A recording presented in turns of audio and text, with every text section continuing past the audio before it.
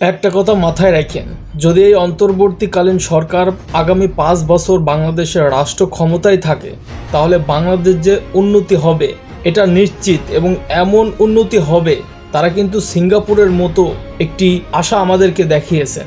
এখন প্রশ্ন হচ্ছে যে বাংলাদেশের এই অন্তর্বর্তীকালীন সরকার আগামী 5 বছর রাষ্ট্র ক্ষমতা চালাতে পারবে কি না। একটা কথা আপনারা দেখেন যে জনগণ কিন্তু চাচ্ছে যে এই অন্তর্বর্তীকালীন সরকার 5 বছর বাংলাদেশের রাষ্ট্র ক্ষমতায় থাকুক। এছাড়া বাংলাদেশের যেসব রাজনৈতিক দল আছে তারা কিন্তু চাচ্ছে যে এই বাংলাদেশের রাষ্ট্র ক্ষমতা আগামী 5 বছর ডক্টর মোহাম্মদ ইউনূস চালাক। এখন প্রশ্ন হচ্ছে কে চাচ্ছে না?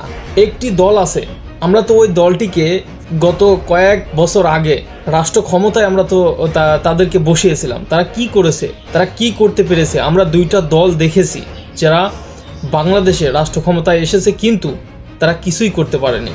দর্শক, একবার শুধু আমরা এই অন্তর্বর্তীকালীন সরকারকে 5টা বছর সময় দেখি কি হয়। এই 8 মাসের মধ্যে যা করে দেখাইছে এই অন্তর্বর্তীকালীন সরকার ডক্টর মোহাম্মদ ইউনূস, যেটা পুরো 15 বছর কি 20 বছর ধরেও কোনো সরকার করতে পারেনি।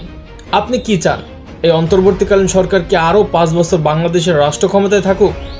অবশ্যই এখনই কমেন্ট করে জানিয়ে দিন, এবং চলুন এ বিষয়ে আমরা একটি গুরুত্বপূর্ণ ভিডিও দেখে আসি, এবং ভিডিও দেখার শেষে আমরা এই ভিডিওর কমেন্ট বক্স চেক করব কে কোন মন্তব্য করেছেন, কে অন্তর্বর্তীকালীন সরকারকে 5 বছর ক্ষমতায় চায় এবং কে চায় না।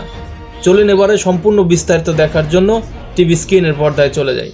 অন্তর্বর্তীকালীন সরকারের মেয়াদ নিয়ে উত্তপ্ত দেশের রাজনৈতিক অঙ্গন। একদিকে অধিকাংশ রাজনৈতিক দল দ্রুত নির্বাচনের ঘোষণা চাইছে, অন্যদিকে বিভিন্ন মহল থেকে সরকারের মেয়াদ 5 বছর করার দাবি উঠছে।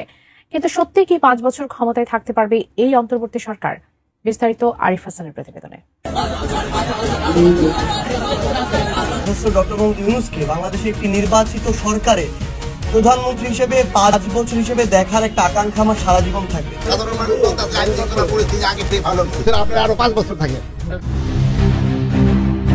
অন্তর্বর্তী সরকারের গঠনের 8 মাস পেরিয়ে গেলেও এখনো পর্যন্ত জাতীয় নির্বাচনের কোনো সুনির্দিষ্ট রোডম্যাপ প্রকাশ না হওয়ায় সন্দেহের মাত্রা বাড়ছে রাজনৈতিক অঙ্গনে। অধিকাংশ রাজনৈতিক দল নির্বাচনের চাপ প্রয়োগ করলেও এই প্রেক্ষাপটে অনেকেই ডক্টর মোহাম্মদ ইউনূসের নেতৃত্বাধীন অন্তর্বর্তী সরকারকে আরো 5 বছর ক্ষমতা রাখার দাবিও তুলছে। এ নিয়ে প্রতিবেদন প্রকাশ করেছে সংবাদ মাধ্যম বিবিসি বাংলা। বিবিসি বলছে, বিএনপি সম্প্রতি প্রধান উপদেষ্টার সঙ্গে বৈঠক করে নির্বাচন নিয়ে অসন্তুষ্টি প্রকাশ করেছে। দলটির দাবি, আগামী ডিসেম্বরের মধ্যে নির্বাচন হওয়া উচিত, অন্যথায় রাজনৈতিক ও অর্থনৈতিক সংকট আরো ঘনীভূত হবে। তবে প্রধান উপদেষ্টা ডিসেম্বর থেকে আগামী বছরের জুনের মধ্যে নির্বাচনের কথা বললেও কোনো নির্দিষ্ট তারিখ বা রোডম্যাপ দেননি। তার মধ্যে এই সরকারের মেয়াদ বাড়ানো নিয়ে গুঞ্জন উঠেছে। এদিকে বিএনপি ছাড়াও জামায়াতে ইসলামী ফেব্রুয়ারির মধ্যে নির্বাচন চায়। অন্যদিকে এনসিপিও সংস্কার শেষ না করে নির্বাচন চায় না। এনসিপির মতে, সংস্কার ও বিচার প্রক্রিয়া শেষ না হলে নির্বাচন তাড়াহুড়ো হবে। এ মতপার্থক্য থাকা সত্ত্বেও অধিকাংশ দলই দ্রুত নির্বাচনের পক্ষে।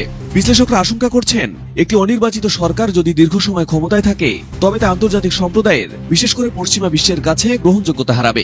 একই সঙ্গে দেশের ভেতরেও সরকারের অংশীজনদের, যেমন রাজনৈতিক দল, সেনাবাহিনী এবং নাগরিক সমাজের সঙ্গেও দূরত্ব বাড়তে পারে। বিবিসি বলছে, বিষয়টি আলোচনায় আসে স্বরাষ্ট্র উপদেষ্টা জাহাঙ্গীর আলম চৌধুরীর একটি বক্তব্যের পর, যেখানে তিনি জানান জনগণ এই সরকারকে আরো 5 বছর ক্ষমতায় দেখতে চায়।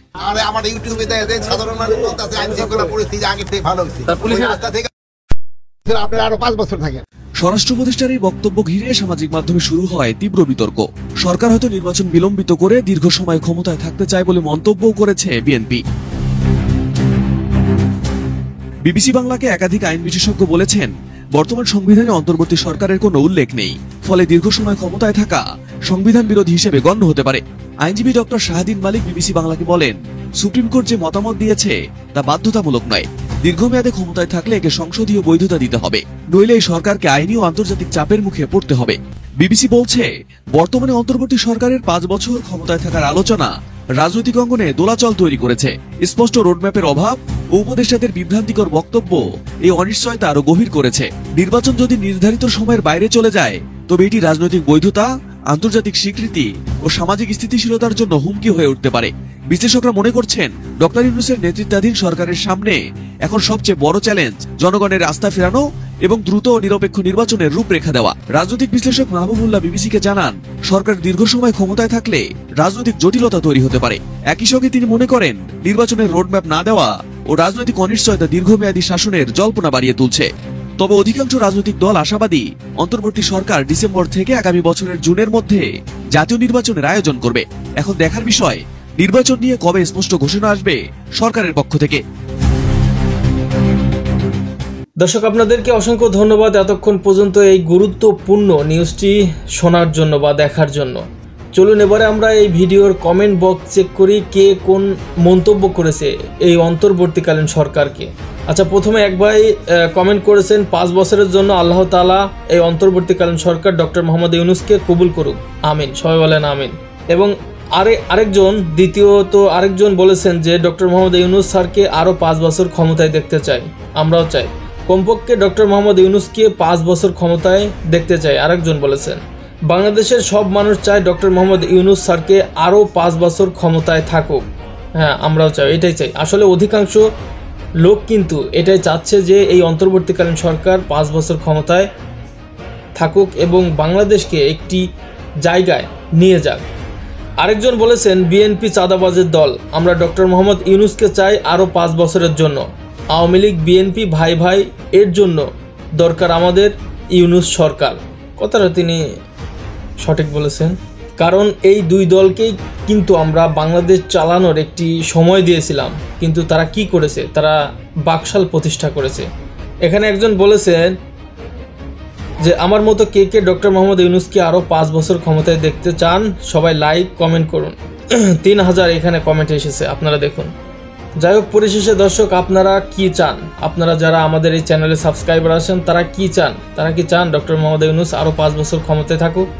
অবশ্যই এখনই জানিয়ে দিন কমেন্টের মাধ্যমে। সেই সাথে পরবর্তী আরও আলোচিত সংবাদ দেখার আমন্ত্রণ জানিয়ে আজকের মতো এখানেই বিদায় নিচ্ছি। সবাই ভালো থাকবেন, সুস্থ থাকবেন। আল্লাহ হাফেজ।